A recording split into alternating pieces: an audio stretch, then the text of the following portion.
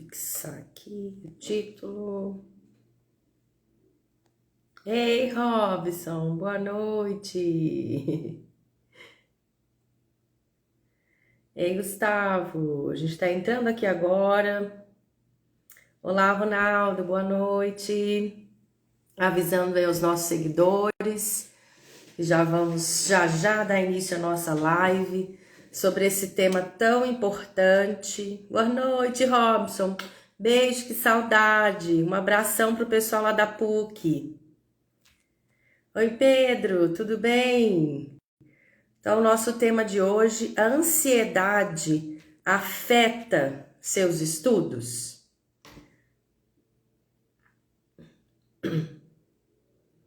Tentando fixar esse... Ei, Sirlene, saudade também, Robson. Oi, Pedro, tudo bem?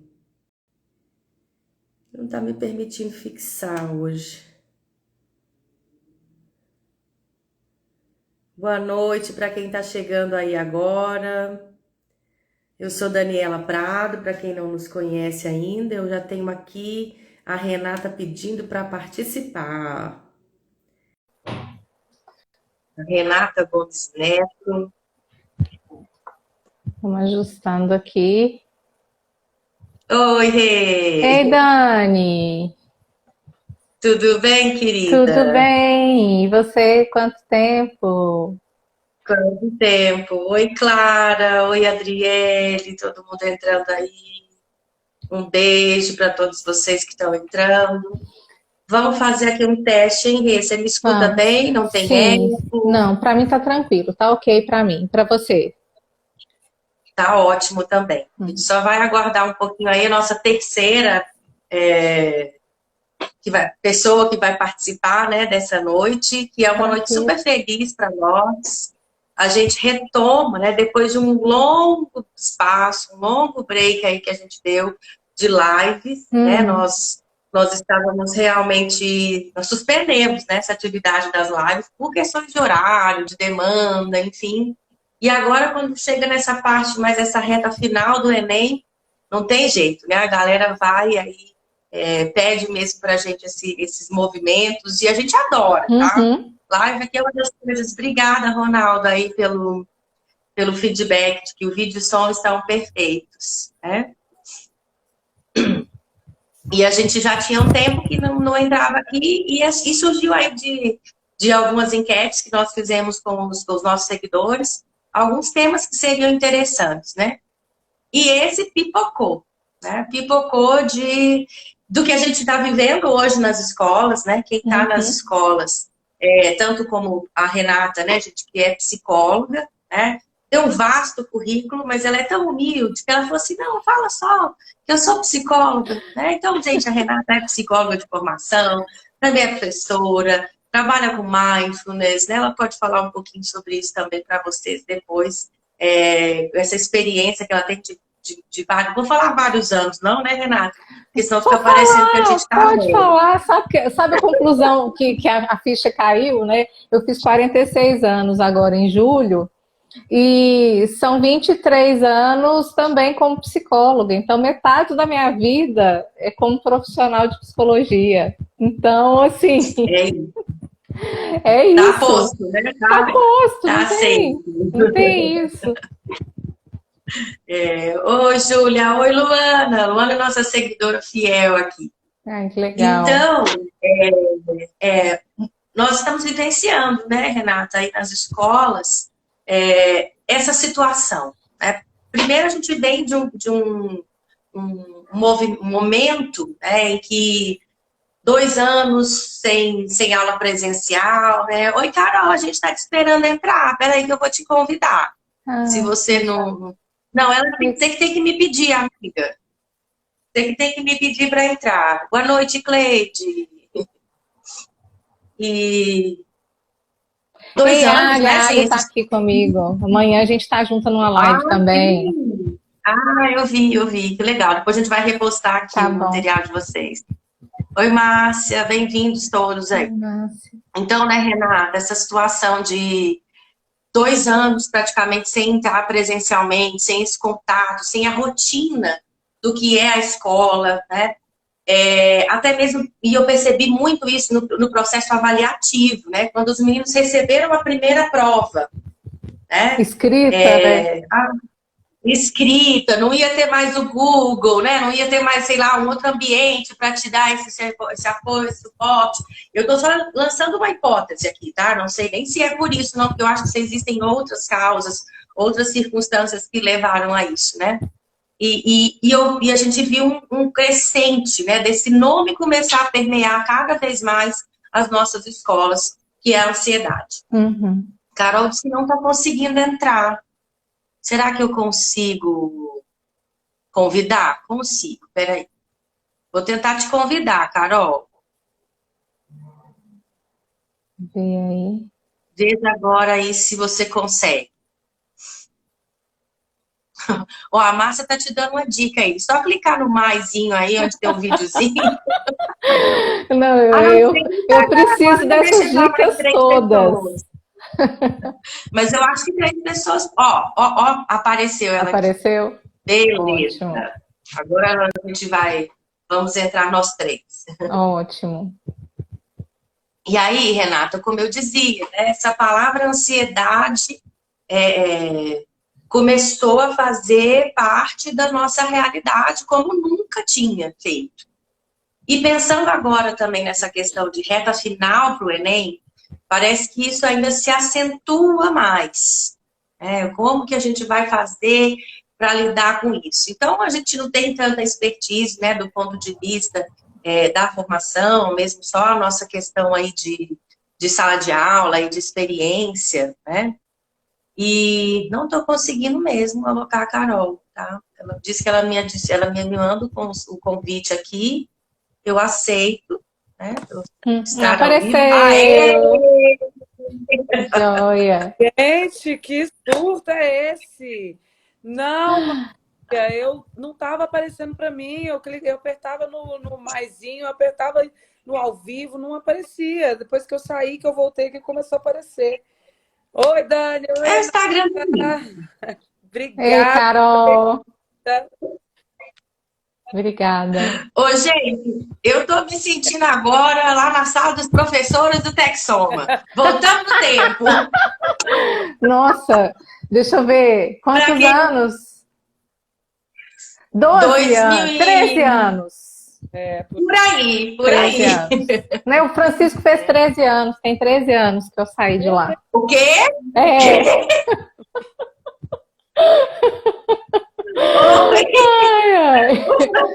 Só.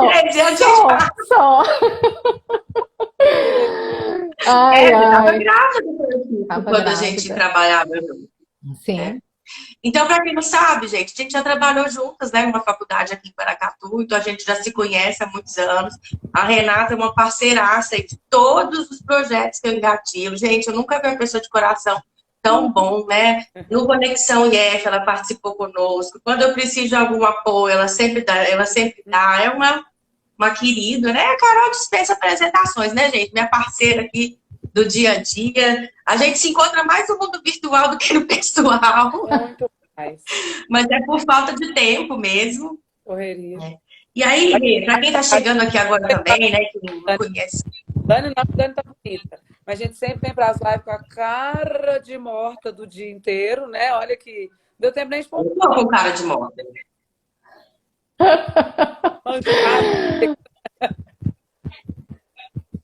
Aí, Carol, a gente vai ter que pedir a Renata para explicar para a gente, né? Como é que chega às 9 horas da noite com essa cutis, né? Não, eu passei um batonzinho ali, porque senão, né, a gente ia estar o fantasma aqui. Não, o batom é meu amigo. Até parece. O batom tem que ser meu amigo.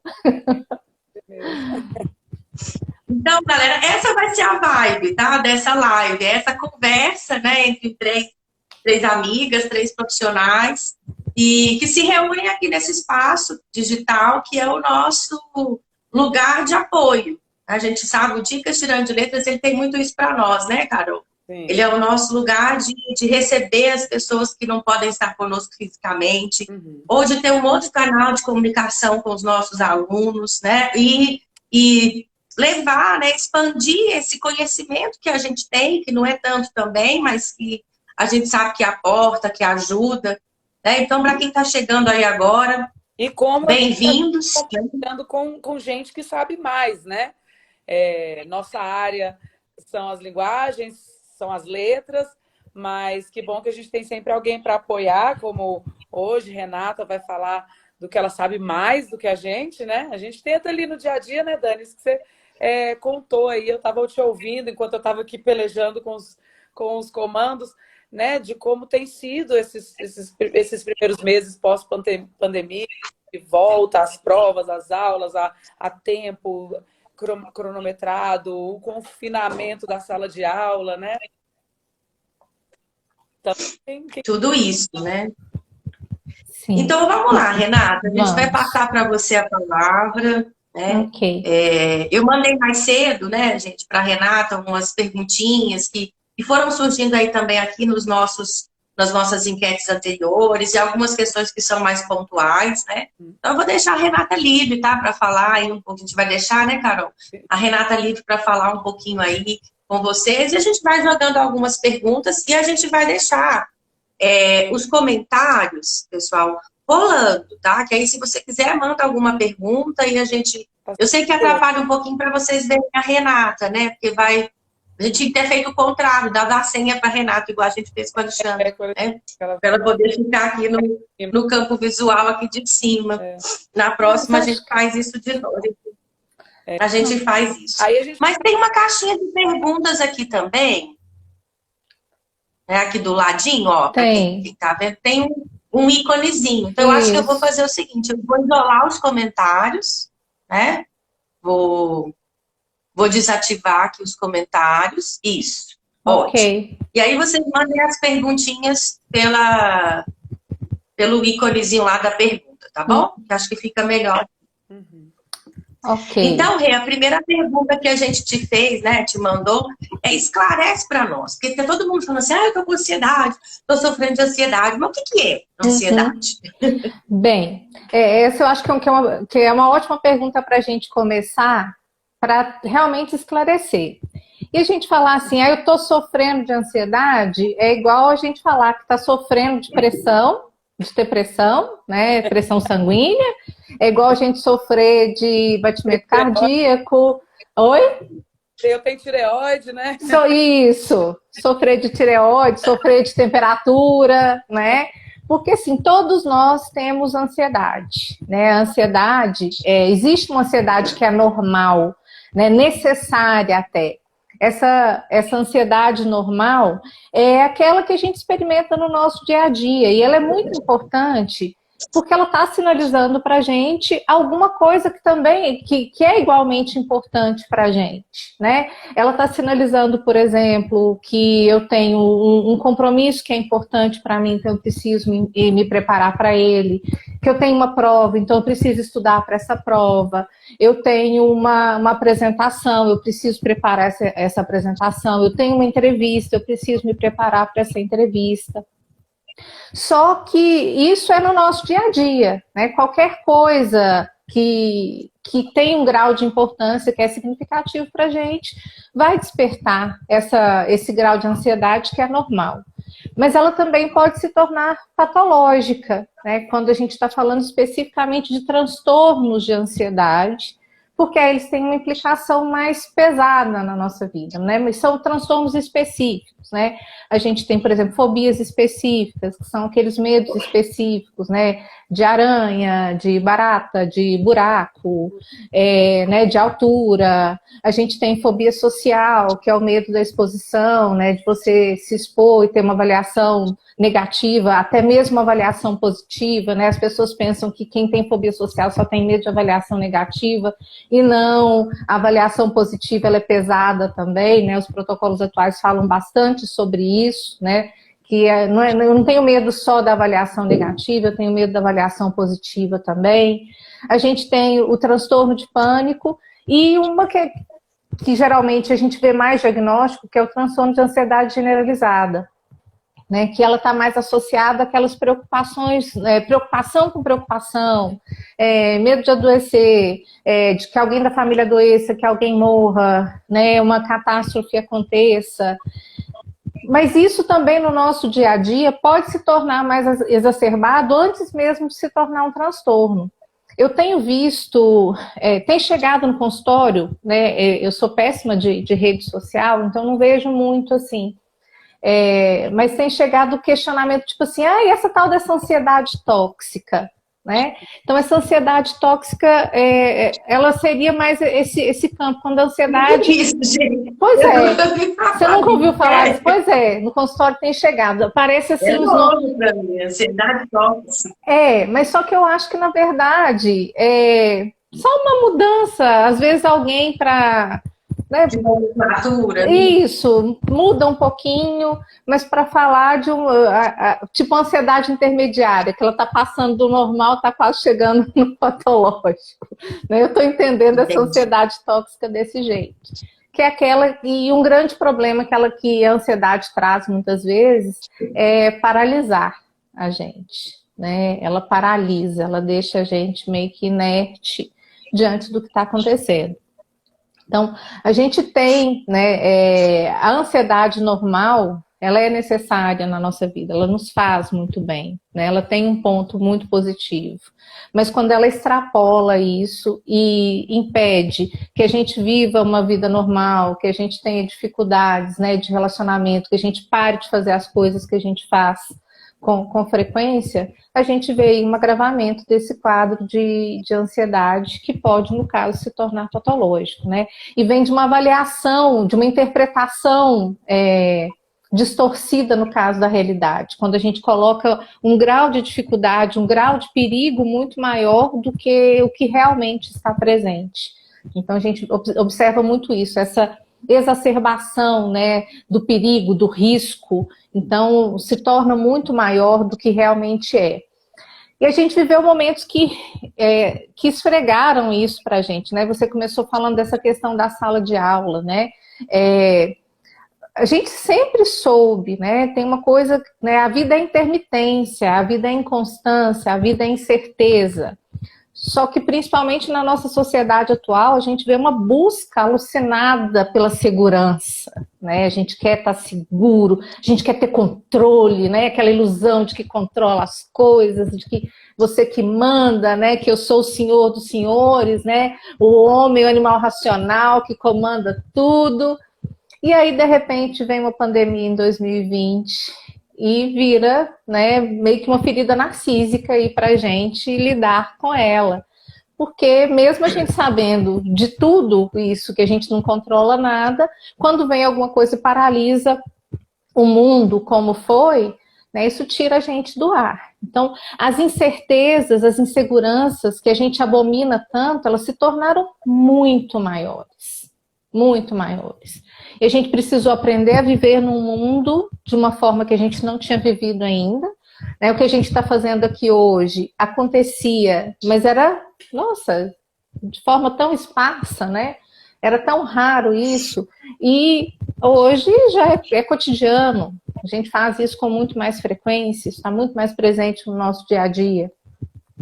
E o retorno para a sala de aula, né, provoca de novo isso. Como é que vai ser agora? Será que eu vou dar conta? Eu vou dar conta de me adaptar de novo, né? Nossa, eu perdi tempo demais, né? E aí fica aquele vai e vem, né? A gente remoe o tempo que ficou e a gente pensa no futuro como é que vai ser e eu não vou dar conta e o que aconteceu lá atrás. Então a gente fica nesse vai e vem. E isso vai provocando, aumentando ainda mais a ansiedade. E a gente tem uma estatística muito ruim, né? Nós somos um dos países mais ansiosos do mundo. Né? Não é uma estatística que a gente gosta de carregar, né? Nada agradável, mas é uma grande realidade que a gente tem. Infelizmente, a ansiedade está muito presente no nosso dia a dia. E uma coisa que é triste, né? Muitos diagnósticos de transtornos, eles antes eram muito mais presentes da idade adulta para cima. E hoje, cada vez mais crianças, né, e jovens adolescentes também têm diagnóstico de ansiedade, né, de transtornos de ansiedade né, de transtornos depressivos, por exemplo, e outros transtornos também. Então, infelizmente, é um quadro que a gente vê que cada vez está mais presente e não tem idade mais. Tem essa coisa, é coisa é só adulto que sofre ansiedade, que é adulto que trabalha, que tem responsabilidade, que tem problema, criança não tem problema, né? Ah, idade de ouro, idade maravilhosa, adolescência. Gente, o que esses meninos vivem dentro das escolas, né? E a gente ficou ali nesses 2 anos, parecia uma escuridão mesmo, né? Dessas incertezas que você está falando aí. Eu me senti assim no escuro. E é muito difícil para a gente se sentir no escuro, né? Nossa!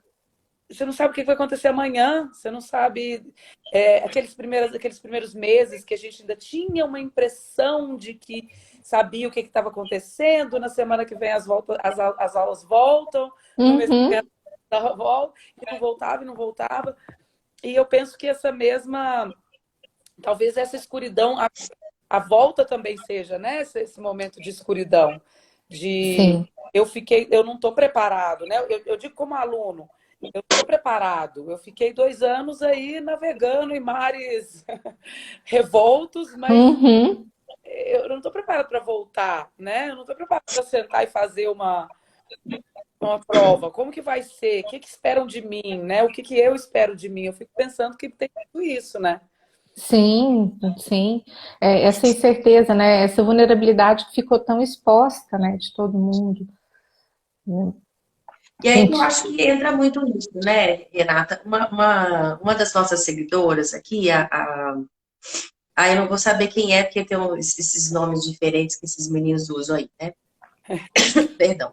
Mas aí ela coloca assim, ó. E essa ansiedade que é gerada pela competitividade que já a gente tem, né, posta na sala de aula. Aquela sensação que ela tem assim, ai meu Deus, meus colegas vão ser aprovados e eu não. Né? Então, outras situações também que permeiam, não sei se essa questão apenas mais específica dessa realidade da pandemia. Sim. Né? Ótimo isso, porque um ponto, né, para a gente lembrar nesse caso, comparação é uma distorção. Se a gente está comparando, a gente está distorcendo. Né? Então, esse é um ponto muito importante para a gente lembrar. E uma coisa que eu não frisei, né? A ansiedade, ela é um processo cognitivo. Então, ela, como um processo cognitivo, ela tem avaliação e interpretação, ela passa pelo nosso componente de pensamento, então a gente avalia e interpreta de uma determinada forma. E interpretação, gente, é uma maravilha da nossa mente, né? Porque a gente interpreta o que a gente quer, do jeito que a gente quer. Então, a gente distorce a realidade com uma facilidade muito grande. A gente tem distorções clássicas e a comparação é uma delas. Se eu me comparo com outra pessoa, né, nossa, a chance de ter ansiedade e outros problemas também, né, de sofrer com isso é muito grande. Porque o outro é outro, ele tem uma outra vida, ele funciona de uma determinada forma e o mesmo vale para gente. Ah, nossa, eu antes da pandemia era de um jeito. Agora, minha cabeça não vale de nada. A gente se comparar com momentos passados nossos, ou a gente se comparar com outras pessoas, a gente está promovendo uma distorção. A gente está saindo do momento presente, né? Que esse é um ponto-chave para a gente lidar com a ansiedade. A gente trazer à mente onde que eu estou agora. Eu estou aqui, né? Eu não estou lá na frente, eu não estou na hora da prova, eu não estou vivenciando nada disso. Então, quando eu trago, não estou também lá atrás, né? Se eu fico sofrendo, me comparando com outras pessoas. E um ponto que eu acho que é válido, que essa seguidora trouxe, quando ela fala dessa competitividade, é como que essa competitividade é alimentada dentro de escolas também, né? A gente vive, o nosso sistema ainda educacional, ele é muito focado nisso, né? A questão de nota, de melhores alunos, de premiação, tudo disso é muito voltado ainda para isso. Então fica, Nossa, às gente, vezes faz ranking, né? Isso é top 10. Pois é. Top 10 do trimestre. Ai, pelo amor de Deus, gente. Gente, isso é, Não, liquidificador de saúde mental, isso aí, gente. Mas tem alguma coisa que explique, assim, porque essa competitividade, eu não sei vocês nas escolas onde vocês estudaram, mas eu vivi ela muito, né? Assim, a minha escola era assim também. A gente também passava por processos, eu acho que até mais difíceis, porque eram os vestibulares, e era um vestibular por universidade, a gente tinha que se preparar de modos diferentes para coisas diferentes. E aí o fulano passou no Unicamp e eu não passei, o fulano passou não sei aonde e eu não passei ainda. Ah, mas o fulano fez medicina, mas eu fiz. Então esse processo ele já ocorria pelo meu colégio. Mas eu vejo que assim, a gente vivia isso assim, parece que era mais natural, não sei. É isso. E hoje tem alguma coisa que explique que esses processos de transtorno de ansiedade tenham se intensificado, essas estatísticas tenham aumentado tanto? Ou sempre eu que não vi? Não, só um minutinho. Você ia falar alguma coisa também, Dani? Eu acho que a ponta do iceberg, né, é essa competitividade, porque por baixo a gente tem um sistema neoliberal que está sempre nos colocando a ter que fazer mais, a produzir mais, a ser o melhor, porque se eu não for o melhor, eu não vou merecer, eu não vou alcançar a tirania do mérito, o melhor lugar, né? na empresa. Né? E são várias outras situações, eu acho. Se eu também não tiver a melhor nota, o meu pai não vai me aceitar, minha mãe não vai me aceitar. Eu acho que é muito a questão da aceitação também, né? Voltando um pouquinho, eu costumo falar para os meus alunos o seguinte: olha, gente, comparar é perder 100% das vezes. Eu adoro quando você fala isso. Se você comparar 100% das vezes, você perde, trabalhando nessa questão, né? E eu costumo brincar com os ouvintes que tem uma frase da Byron Katie que eu adoro, né? Que quando eu levanto da cama, eu falo: meu Deus, me livre da necessidade de ser aceita, amada e querida. Porque quando a gente está com essa necessidade de ser aceito para entrar na universidade, aceito porque todo mundo vai falar: olha, a redação dele é nota 1000, é 900 mais. Nossa, Graci, meu filho não me dá trabalho. Tenho medo, gente. Tenho medo quando a mãe chega lá na escola e fala comigo: não, meu filho não me dá trabalho nenhum. Porque eu sei as consequências de que é ser uma filha que não dá trabalho. Né? O peso que a gente carrega o resto da vida. Né? De ser isso. Então, Carol, eu acho que na nossa época não tinha tanta informação. Não tinha tanta essa troca dessa informação. Era muito isolado ali dentro da nossa sala de aula. A gente ficava sem música na nossa cidade. Era aqui em Paracatu, era lá em Itajubá. Agora não. Agora a coisa tomou uma proporção, né, que eu acho que talvez isso faça ficar pior ainda essa autocobrança. Né? E essa autocobrança, não só autocobrança, porque eu acho que tem cobrança externa também, né? A cobrança externa e a interna, que gera cada vez mais essa ansiedade. E a gente tem alguns outros fatores também que a gente observa de mudanças sociais, né? Hoje a gente é muito mais individualista, então isso é um gerador grande de ansiedade, a gente tem menos contato, por mais que a gente esteja muito conectado às vezes pelas redes sociais, não são amizades realmente, então essa individualização, esse afastamento, essa falta de conexão, né, essa falta de autoconexão também, isso acaba contribuindo, né, tanto para a ansiedade quanto para a depressão. Então, são pontos que a gente também destaca. E esse que a Dani colocou também, né, hoje a gente tem acesso, a gente fica sabendo muito mais dos outros. Antes tinha coisa que você não ficava sabendo. E hoje não, tá exposto, né? Porque tá aqui na rede, né? Você vai, tá ali exposto, né? Tá divulgado, né? Aconteceu. Então tem muito Maia isso. fez um comentário interessante aqui, Renata. Que Maia fez um comentário aqui na caixinha, que ela falou: olha, tem muitas escolas que já enxergam um aluno como um futuro vestibulando. Né? Desde a o cria, início, né? Desde o início. A educação infantil já está focada nisso. Minha sobrinha de 12 anos faz vestibulinho. Amém, gente. Que dó. Não, e a própria bolsa, né? Por alunos com Sim. bolsa, muitas vezes, na maioria das escolas, É por uma prova que você fez ali, um processo que você fez ali de prova que te deu, que te atribuiu a maior nota, né? Então, aquela bolsa que você recebeu ali, aquela desconto, aquela coisa, está atrelada ao seu desempenho também, né? Uhum. Ainda tem isso, Nossa, né? Quantas escolas têm esses processos seletivos, né? Alguns de bolsas ou outros simplesmente para entrar também naquela escola, né? E aí, de certa forma, também é muito fácil ter esse tipo de aluno, né? Quando você seleciona o máximo do máximo do máximo para... E como pesa também para esses alunos e para os outros que às vezes não têm essa mesma oportunidade, que vão se cobrar por isso também, né? A questão da competição, de novo aí presente. Renata, tem um professor conosco aqui, o Gustavo, né, um beijo, Gustavo. Ele está dizendo que ele trabalha em uma escola de rede pública estadual e os alunos dele têm demonstrado várias crises, né? E aí ele está dizendo, olha, eu falo com eles para focar na respiração, né, levar oxigênio para o cérebro, mas ele está te perguntando, né, existe um método, um mecanismo para que ele possa ali na sala de aula, naquele momento da crise, usar com os alunos dele. E a Fernanda também, que é outra pedagoga, a professora está aqui também conosco, ela disse que está bastante preocupada porque existe alguns casos de alunos que estão se cortando. Né? Como lidar nessas situações aí? Bem, a questão do corte, a gente já entra em outra temática mais específica.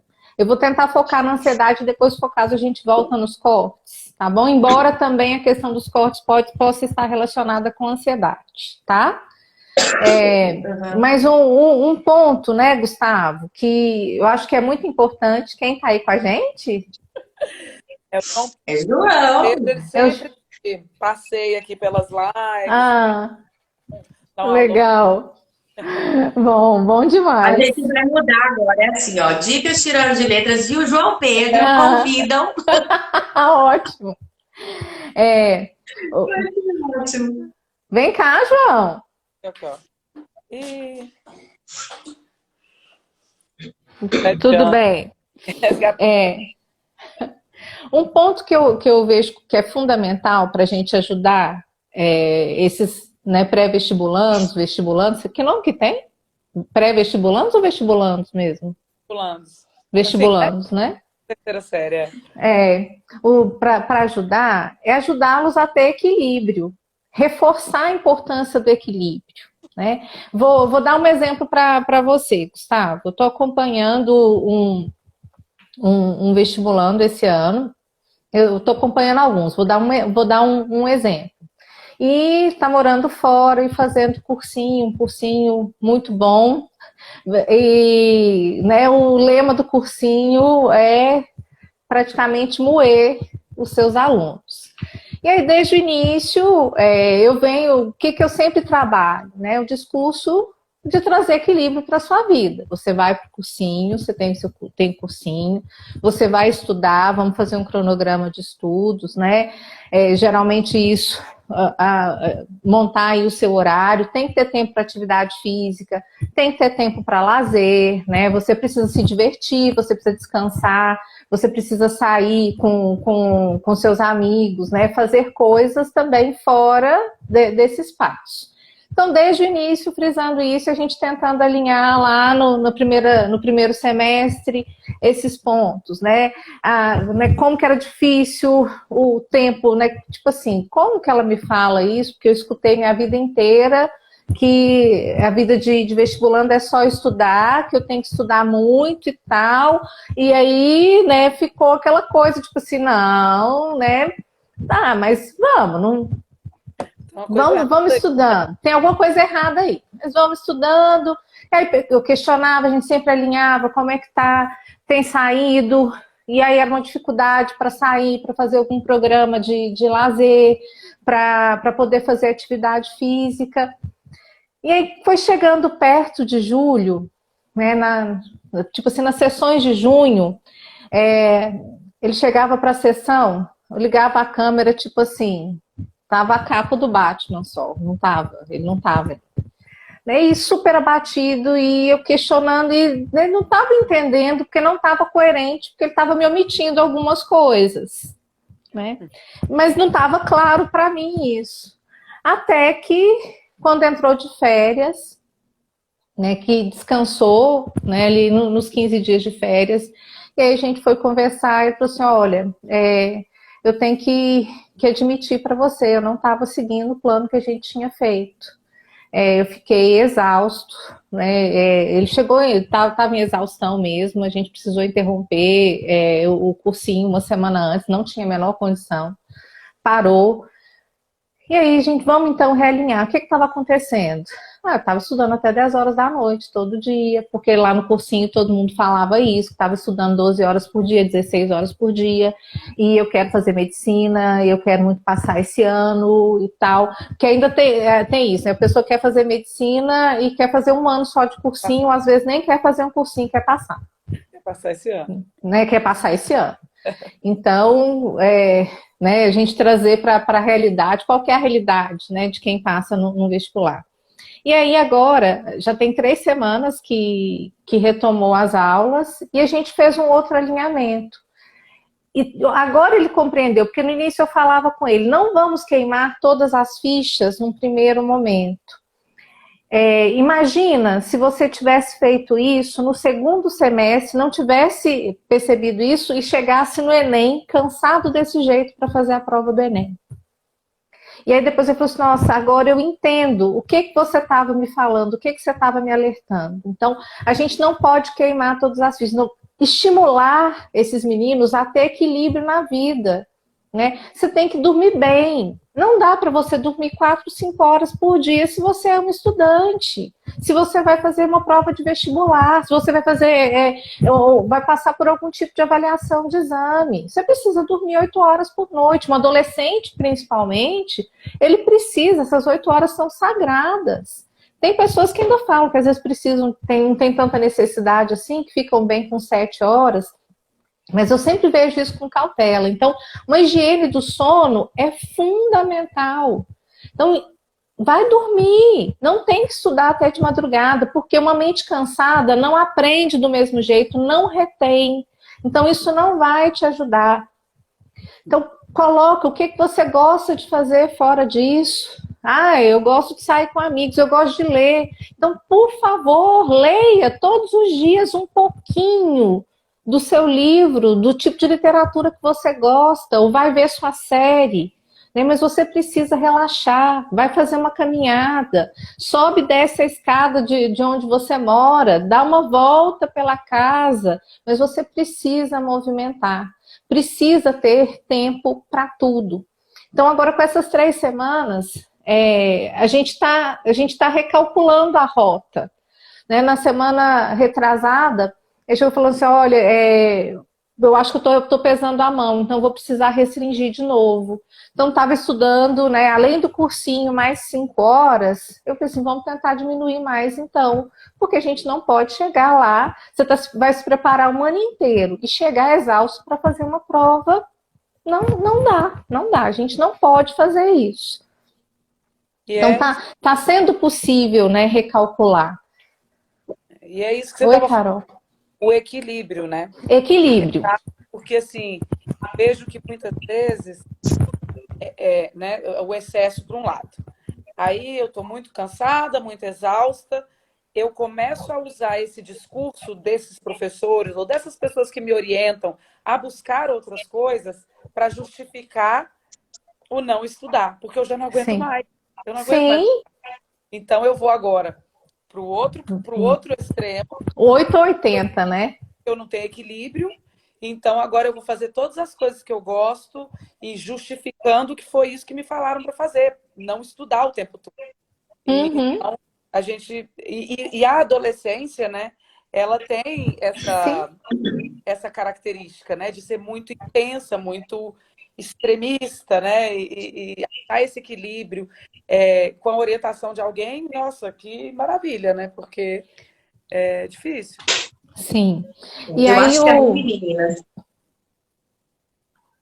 Perdão, Rê, pode continuar. Não, eu só ia falar num ponto que o Gustavo falou das técnicas, né? A gente tem muitas técnicas que ajudam, né, a lidar com as crises de ansiedade, quando a ansiedade está no pico. A respiração, Gustavo, por mais que ela seja uma das melhores, né, a respiração ela tem um poder e um efeito que é muito importante para ajudar a gente a lidar, a regular a nossa ansiedade e, né, outros estados também. A respiração ela é fundamental. Só que, por mais que ela seja fundamental, é contraditório, mas o foco na respiração é extremamente ansiogênico também. Tem muitas pessoas que se desesperam quando levam atenção para a respiração. Então, a gente precisa perceber como que essa pessoa lida. Gente, é muito contraditório isso. A respiração, ela acalma, né, ela relaxa, mas ao mesmo tempo ela pode ser um fator ansiogênico, porque tem pessoas que quando levam atenção para a respiração, né, tanto que nos protocolos, né, de meditação, né, de mindfulness, as práticas de respiração nunca são as primeiras. A gente nunca começa com práticas de respiração. A gente faz outros tipos de aproximação. Então, trazer atenção para o corpo, né, buscar fazer algum tipo de alongamento. Então, chegou na sala, aluno está pilhado, não precisa estar pilhado, não. Você já chegou na sala, gente, vamos levantar aqui. Levanta aqui, estica o braço, né, alonga o pescoço, alonga o corpo.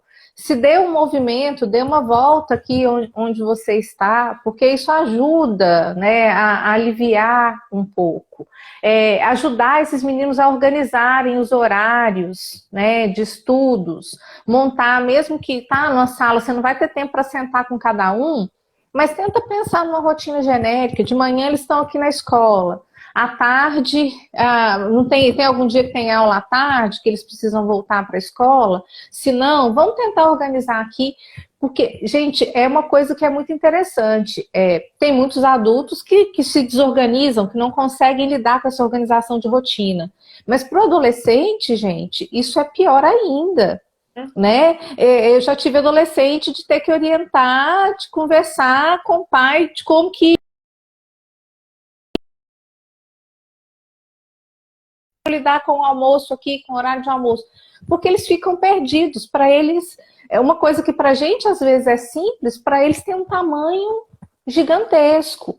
Então a gente precisa exercitar muito essa empatia, né? Porque às vezes a gente fala assim, nossa, adolescente é dramático, né? Extremista, mas gente, eles não têm os anos que a gente tem, as experiências que a gente tem. A gente precisa ajudar com coisas que são simples, como a organização de uma rotina. Que horas você vai parar? Quanto tempo que você vai pôr? Um aplicativo. Que aplicativo que é? O que você vai fazer exatamente? Não é dar ordens, né? Mas ajudá-los a organizar essa rotina, porque às vezes isso é...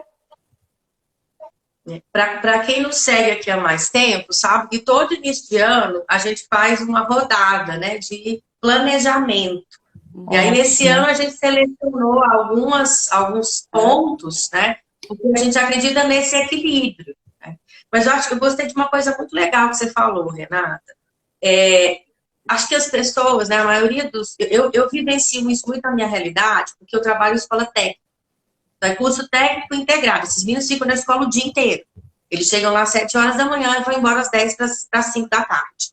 Eles têm uma folga 1 ou 2 vezes só na semana, na parte da tarde. E é um perfil, né? Essas escolas de formação técnica têm perfil de professores que tem hora que eu falo isso comigo, Daniela, eles não têm só o seu conteúdo. Para, menina. Eles não têm só a sua matéria. Né? E isso vai muito desse lado, né? E às vezes eu tenho que chegar para meus colegas, né? Ou às vezes para mim mesma e falar assim, Dani, ele tem 15 anos, ele tem 16 anos, 17 anos. Olha quando você tinha 17 anos, como que era a sua vida, o que você fazia quando você tinha 17 anos? E uma coisa também, né? Quando a gente teve 17 anos, a nossa experiência foi muito diferente, porque a gente tinha uma liberdade muito maior, A gente já tinha, era muito mais jogado na vida. Jogado não, né? Mais exposto, porque a gente tinha mais liberdade. Não era, né? A gente não tinha tanta insegurança, né? Meu filho estuda quase do lado de casa. Eu vou com ele até a esquina. Todo dia. Eu acompanho. Eu falo com os meninos, eu falo, gente, a gente não tinha celular para a mãe achar a Não. gente na rua. A mãe ia trabalhar, no caso dos meus pais, que os dois trabalhavam, cada um ia lá para o seu canto trabalhar, a gente ficava em casa.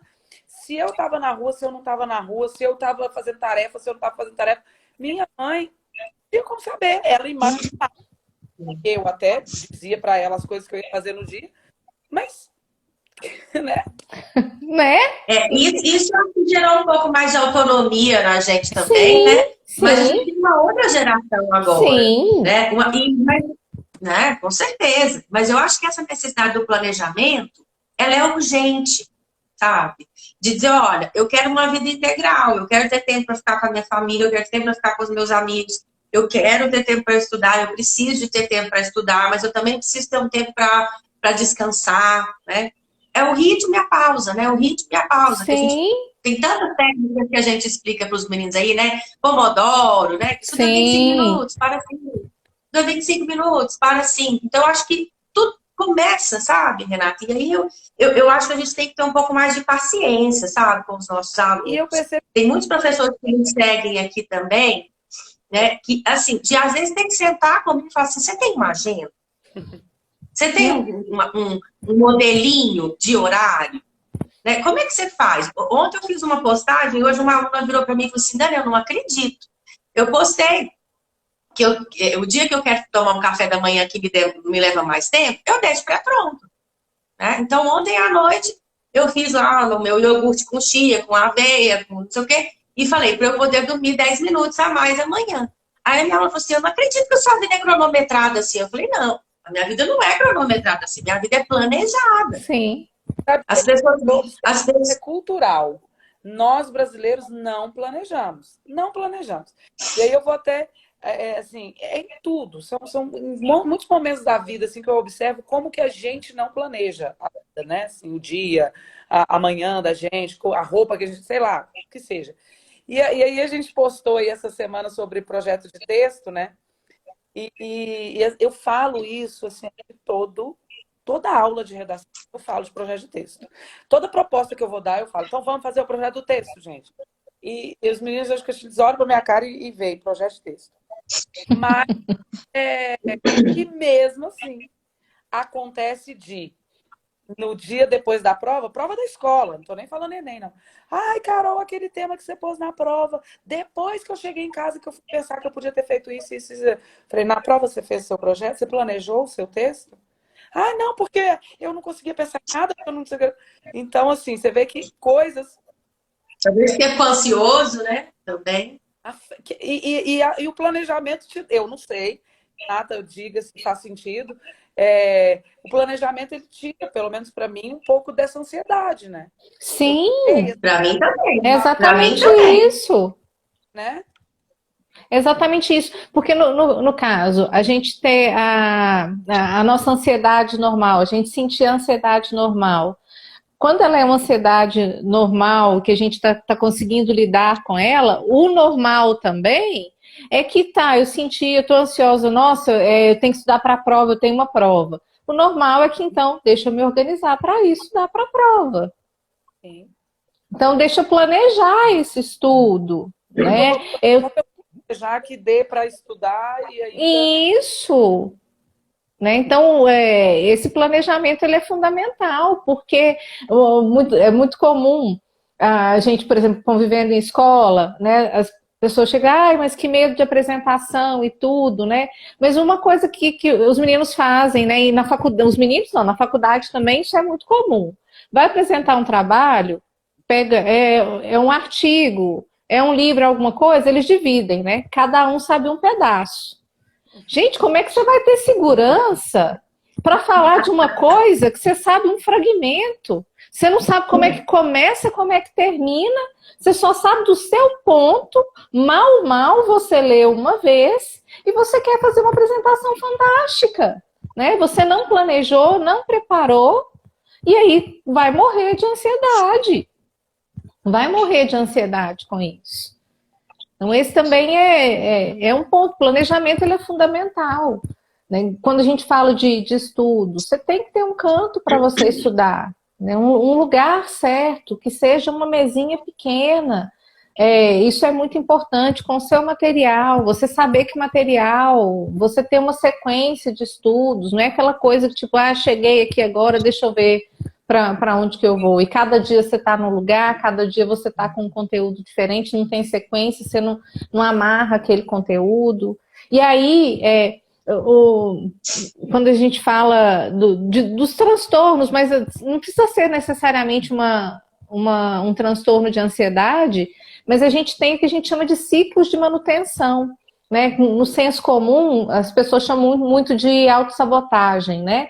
Mas a gente tem ciclos de manutenção no nosso próprio comportamento, na nossa forma de pensar, que mantém a gente naquele mesmo lugar. Então é muito fácil falar assim, mas eu não aprendo mesmo não aprendo, não consigo aprender, não consigo entender nada. Mas cada dia pega uma coisa, não tem uma sequência de estudos, não tem um planejamento. Então eu acabo reforçando para mim ali o tempo todo que não, realmente eu não aprendo. Realmente não adianta, nada do que eu faço adianta. Mas não adianta por quê? Porque eu estou fazendo sempre ações isoladas, sem me organizar, não tenho paciência, né? Tipo, eu resolvo estudar hoje. Você falou do Pomodoro, vocês falaram do Pomodoro, né? O Pomodoro é fantástico. Mas às vezes a gente vai precisar começar com 5 minutos de estudo e 5 de pausa. Depois mais 5 de estudo, mais 5 de pausa. Né? Essa galera que está no celular, né, que acostumada com essa rapidez, agilidade de tudo que chega no celular, tudo muito rápido, sentar para estudar 25 minutos, nossa, não. Então vamos 5 minutos. É uma década, né? É uma década. Depois a gente aumenta, no próximo a gente vai para 6, a gente vai para 7. Pensar nesses micropassos que podem ajudar a gente a alcançar um resultado, né, também ajuda muito nessa organização. É uma coisa que eu acho legal, a gente tinha até conversado sobre isso antes, né, Renata? Essa ansiedade está muito associada com o procrastinar e também a cobrança. Sim. Né? Como que lidar com essas duas relações? Porque ou eu paro de vez, né, me paraliso, fico a parte, não consigo fazer nada, porque eu não dou conta de planejar, a ansiedade tomou conta, eu já acho que já não vai dar mais nada e paro. E a culpa também. E isso traz uma culpa. Não dei conta, não consegui, e aí, né? A gente pega o chicotinho, né, e vai nesse ponto aí. Um ponto da procrastinação, ela está muito relacionada à evitação do desconforto que a gente tem. Né? Por exemplo, a gente sente ali todos os sintomas da ansiedade, a gente percebe os pensamentos que começam a turbilhar ali também, né? E com isso a gente, não quero entrar em contato com isso, eu tô ficando nervosa com isso, aí então eu vou pro celular, eu vou pra Netflix, eu vou fazer qualquer coisa. E a gente precisa, como diz o ditado popular, né, pegar o boi pelo chifre. Só que é muito desconfortável, né? A gente não quer sentir desconforto, a gente não quer sentir o incômodo que é sentir ansiedade. Outro dia eu estava com um paciente que estava tendo uma crise de ansiedade, né? Uma crise de ansiedade com todos os sintomas físicos, né? Coração acelerado, as mãos suando, pés suando, corpo tenso, respiração ofegante, né? Estava com desconforto abdominal também. E eu falei assim, para e sente. Simplesmente sente. Sente seu corpo, nota tudo que está presente aí no seu corpo. Deixa essa ansiedade chegar. Porque a gente precisa entender isso também, né? Ninguém morre de ansiedade. As pessoas, a gente fica com medo de morrer, né? Vou morrer de ansiedade que agora não. A ansiedade, ela tem um pico, ela vai subir, subir, subir, mas vai chegar uma hora que ela vai descer. Pronto. Só que não é confortável. Não é confortável. E aí o que a gente faz? Para a gente lidar, para a gente lidar com esse desconforto que a gente não quer sentir, a gente parte para outra coisa. Então, isso leva à procrastinação. E a procrastinação, a gente precisa entender o quê? Não adianta eu evitar isso aqui que está me deixando ansioso. Então, para eu lidar com isso, o que eu preciso fazer? Então, a gente fala em microtarefas, micropassos, né? Microatividades. Então, o que eu preciso fazer? Eu preciso estudar. Para eu estudar, eu preciso de quê? Eu preciso de um lugar, eu preciso de material, eu preciso de um cronograma, eu preciso de ter um horário na minha agenda, de estipular um horário na minha agenda. Então, listar todas as atividades relacionadas a estudar que eu preciso fazer, né? Quais seriam aqui as 3 principais para eu começar? Então, eu começo com aquelas 3, né? Que eu dei ali aquele primeiro passo. Então, a gente precisa colocar em pequenos passos mesmo para começar isso. Porque a gente procrastina também, porque nesse mundo imediatista que a gente quer resultado rápido, eu não consigo visualizar, por exemplo, qual vai ser o meu resultado lá no final. Então, tipo assim, eu nem começo. Eu já saio daqui de uma vez. Até né? Então, já parto. A experiência de percorrer um caminho muito longo, né? Sim. Então a gente precisa muitas vezes até ter clareza de quais são os passos que eu preciso percorrer. Né? Eu sofro de ansiedade, né? Eu sofro de ansiedade, é ótimo. Eu tenho ansiedade. E uma coisa que me ajuda muito é esse planejamento. E tem dia que não dá vontade de fazer nada mesmo, né? Mas para sair dessa zona, né, para enfrentar isso, eu costumo ir fazer primeiro aquelas que eu mais gosto. Aquelas que eu... E aí, quando você começa a fazer uma coisa, fazendo outra, aí acalma. Igual você falou, ninguém morre de ansiedade. Não. Tem o pico, mas se a gente consegue, né, organizar e controlar, o dia rende, o dia flui. Né? Porque, para mim, pelo menos, um dos primeiros sintomas da ansiedade é a paralisação. Uhum. Ela me paralisa. Né? O meu doutorado foi feito assim, desse jeito, sabe? Paralisar, porque uma das épocas, eu acho, que compara com isso que os meninos estão vivendo agora, né? No término do ensino médio. Quando a gente vai fazer mestrado, vai fazer doutorado, tem muita cobrança, tem prazo, tem que publicar. Escrever não é um negócio fácil, tem que escrever muito, tem que pesquisar. Então, essa coisa, a minha ansiedade, ela aumentou muito no meu doutorado. E foi na época que a minha terapeuta me deu essa sugestão. Ela falou, Dani, organiza seu dia, coloca essas micro tarefas, mas você vai fazer primeiro aquelas que você faz com mais tranquilidade. E aí, quando você pega o ritmo da coisa, você vai e consegue fazer as demais. Uhum. Né? Mas é um processo, né, Renata, como tudo é na nossa vida, de autoconhecimento. Eu saber o que eu dou conta, o que eu não dou conta, quais são os meus limites. Eu pedir os apoios necessários. Né? A gente tem um estigma muito grande, né, disso. Semana passada, quando a gente soltou esse tema, né, eu falei, olha, eu vou usar em primeira pessoa, eu vou falar para os meninos, eu tenho ansiedade. Né? E isso foi tão bacana, porque muitos alunos vieram me procurar, se identificaram, falaram, nossa, professora, você assumiu que tem ansiedade. Porque a gente acha que o professor não tem. Claro que tem, eu acho que é uma das classes nossa. Que mais deve ter, né? Ansiedade. E é isso, né? A gente quebrar esse preconceito que a gente tem de falar dessas situações, dessas circunstâncias. A gente não é melhor nem pior porque passa por alguma situação como essa. Eu até costumo dizer que para mim isso é o meu processo. É o meu processo. O meu processo de lidar comigo mesma, de me tornar uma pessoa que vou saber também ser melhor para os outros que convivem comigo. É mais ou menos nesse sentido. Sim. E uma coisa também... alunos, né? Conheça-te a ti mesmo.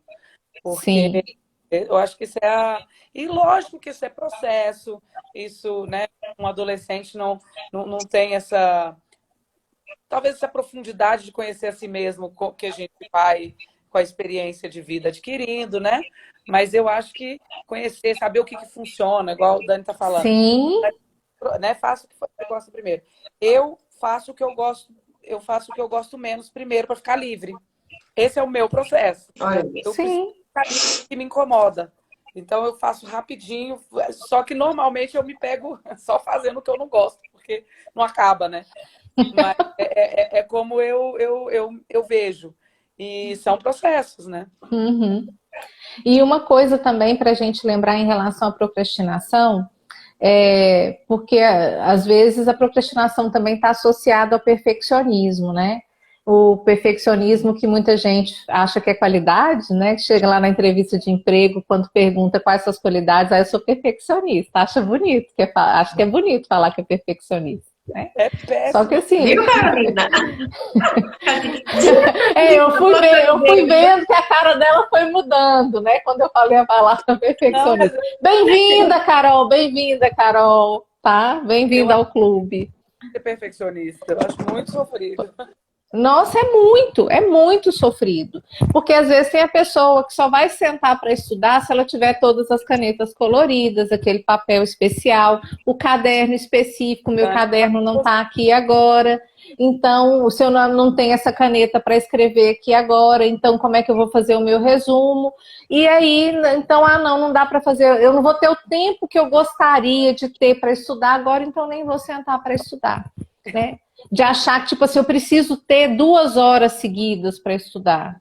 E, gente, não, a gente precisa aprender a lidar, né, com a realidade, né? O real, né? O que é possível. O ideal está num ponto, mas o que é real? O que é possível?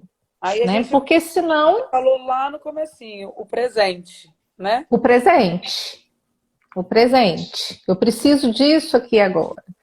Então, se a gente não aceitar as possibilidades, né, a gente vai ficar ali aumentando cada vez mais a cobrança, achando que sempre vai estar em defasagem. É claro, gente, que tem coisas que favorecem mais, né?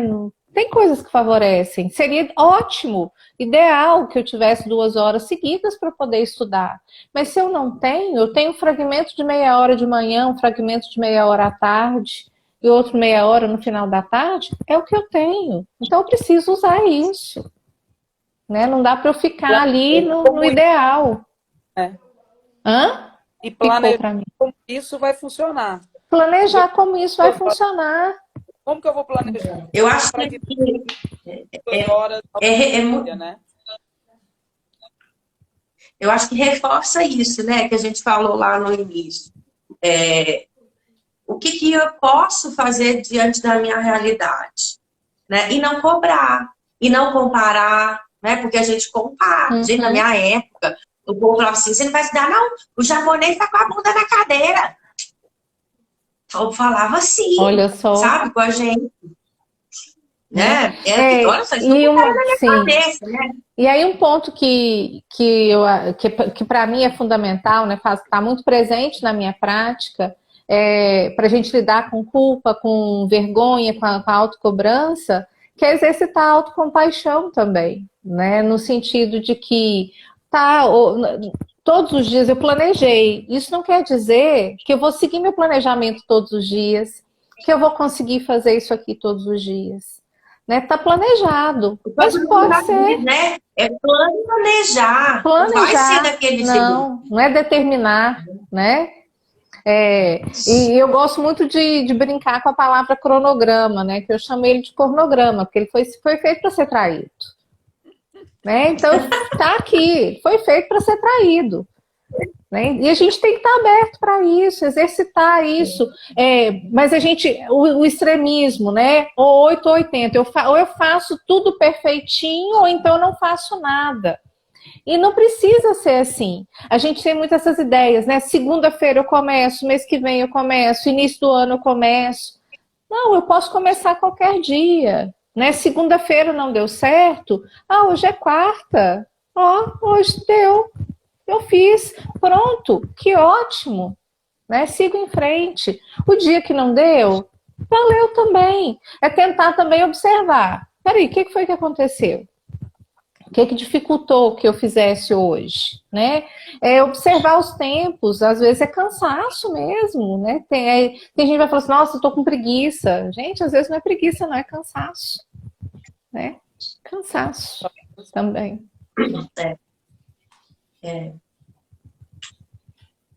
Às vezes é cansaço. Às vezes é cansaço. Eu acho que é isso, né, Renata? Deixa eu ver se tem alguma outra perguntinha aqui pra gente. Eu não lembro Eu acho que das perguntinhas que você fez. Tem mais. é, é, tem o caso da Fernanda, mas eu acho que talvez a gente poderia, num outro momento, né? Que ela perguntou essa Da questão dos questão alunos, né? da Que se automutilação em relação cortam. à ansiedade, né? Ela Muito pode bom. estar muito presente mesmo e muitas vezes nessa questão de cobrança. E é claro que tem casos e casos, porque o se cortar ficou, de certa forma, também uma moda, né? Tem um certo modismo do se cortar, mas um ponto muito importante, né, da automutilação, quando ela realmente vem como automutilação, é que a pessoa, o desespero dela, o sofrimento interno dela, ela é tão grande que ele extrapola. Então, o se cortar é uma forma de aliviar o sofrimento interno. Então, de qualquer forma, né, uma pessoa, quando ela está se cortando, ela chama a nossa atenção, a gente precisa ir até ali e tentar identificar com ela o que está acontecendo. Né? É bem provável que ela precise de uma ajuda especializada realmente para poder lidar com isso. Né? A automutilação está muito associada a isso. Né? Internamente ela está tão sofrida, ela está tão machucada que ela precisa extrapolar isso. Então ela é no corpo, né? Ela corta o corpo porque a dor que ela sente no corpo extravasa a dor que ela sente internamente. Então ela está claramente dando sinais para a gente de que tem alguma coisa que não está legal.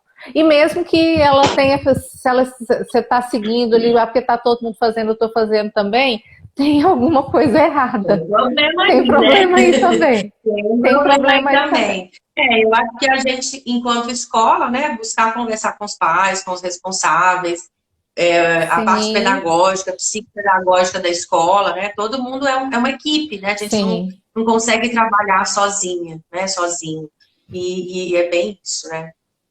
Sim. É isso, gente. Vamos deixar a Renata descansar, a Renata dormir. Renata, você estava falando de 8 horas. Eu falei assim, gente, meu relógio biológico é de adolescente, então, porque eu preciso de 8 horas. Eu não consigo dormir 8 horas. Não é você, Dani. Isso aí é realmente uma necessidade. Tem pessoas que falam de menos, né? Adolescente precisaria de mais, né? Na adolescência, eles dormem muito mais, sentem muito mais sono mesmo. Eles precisariam de mais tempo. Só que com esse mundo de telas também, são poucos os que têm dormido a quantidade suficiente. Né? Isso é uma pergunta que eu queria fazer. Vou te aproveitar mais um pouquinho. Você acha que tem uma relação entre essa questão de estar o tempo todo conectado, informação e ansiedade? Sim, tem muito. As redes sociais são uma grande fonte de ansiedade, Dani. As redes sociais são uma grande fonte de comparação, porque eu entro ali e eu vejo, porque nas redes sociais a gente posta o quê? A gente posta coisa ruim? Não, a gente não posta fracasso, dificuldade, nada disso, só tem coisa boa ali. Então tá ali, além da questão da estimulação, né, da claridade, que está estimulando o cérebro o tempo todo, então o cérebro está acostumado ali a receber aquilo ali e ele está querendo mais, ele vai ficando ligado. É muito estímulo que tem. Então isso também é um gerador de ansiedade. Uma queixa hoje que a gente escuta muito, né? Os meninos não pode ter tédio, né? Não fiquem... Não pode ficar sem fazer nada. Eu vejo que, assim, eles estão sem ver, pega o telefone. Sim. Por exemplo, eu entro numa sala e eu já falo, já vou entrando e falando assim, o celular que estiver no bolso da jaqueta, no bolso não sei aonde, pode ir para a mochila ou então para a caixinha. Aí, eles gostam de pôr na mochila, né? Eu não gosto de pôr na caixinha. Sem ver. Eu tenho alunos que quando eu vejo, ele pegou assim e tá olhando. E ele não sabe nem o que ele está tendo no celular. Ele está olhando para mim, mas o celular está na mão de novo. É um negócio impressionante, a rapidez. É impressionante. É impressionante. E não é assim. Aí vem... Não vou dizer que é assim, é aquele aluno que não quer nada, que ele não gosta de assistir aula. Não, às vezes não precisa. Aula. ele tá ali, ele participa, mas quando... Piloto automático total, né? Ela tá na mão de volta. Não, tio, eu tô só pesquisando uma coisa aqui que você falou, mas eu não pedi pra você pesquisar. Eu só quero que você me ouça, eu vou te contar a história. Então... Isso tem muita relação, como que eles ficam agitados depois quando param, né? Quando você exige, por exemplo, que pare, quando você coloca limite para isso, eles ficam perdidos, sem saber o que vai fazer, não tem nada que atrai, não tem nada que seja tão bom. Para uma coisa só, né? Sim. Outro como é difícil. Quem aqui consegue assistir um filme inteiro sem olhar no celular pelo menos uma vez? A gente não consegue mais, eu acho. Você tá vendo o filme, você pega ali, nem que seja para, sei lá, ver a tela. Né? É muito complicado isso mesmo. A gente vive momentos que a gente está tendo que aprender a lidar com novas demandas que a gente não tinha, novos desafios que a gente não tinha. E esse ponto, né, o celular é algo que, assim, como eles deixam de dormir e fazer qualquer outra coisa, ou fazem tudo com o celular na mão. Uhum. Né? Tudo. Almoço com o celular na mão. Tudo com o celular na mão. Sim. Acho que a gente já tem mais 2 temas para outros momentos. Sim. Né? Falar dessa questão da tecnologia. E um que me atrai muito, Renata, que é essa questão do fracasso. É ótimo.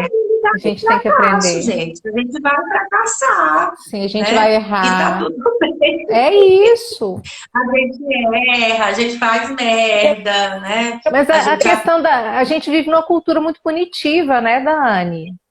Tudo, se você erra, você é punido. Se você erra, você fica de castigo. Como que você vai querer errar? A gente precisa mudar muita coisa nisso. E é tão contraditório isso, porque a gente, quando criança, na própria escola, né, nos anos iniciais, a tia fala pra gente, errar é humano, vamos aprender com os nossos erros, né? Uhum. Mas aí daqui a pouquinho tá corrigindo o jeito que você tá pegando no lápis, tá corrigindo, né? O que você desenha, como que você colore. Uhum. Não, gente, não. Outro dia eu fiz uma atividade com os meus alunos. Falei, gente, eu quero que todo mundo desenhe uma árvore. Desenhe uma árvore aí pra mim. Gente, é unânime, 70% faz aquela copinha, né? Aquele tronquinho e aquela copinha redondinha. Sim. A gente é muito condicionado. Eu adoro aquele texto do menininho. O menininho com a flor. Sabe aquele texto do menininho que vai para a escola? Primeiro vai para uma escola pequena, depois vai para uma escola grande. Conhecem esse texto? Não tô lembrada, não. Eu vou mandar para você. Eu esqueci, eu não lembro o nome. É o menininho que vai para a escola e aí a professora fala, vamos desenhar uma flor. E aí ele, eu adoro desenhar flores, e começa a desenhar as flores. E ela, não, calma, eu vou mostrar como se faz.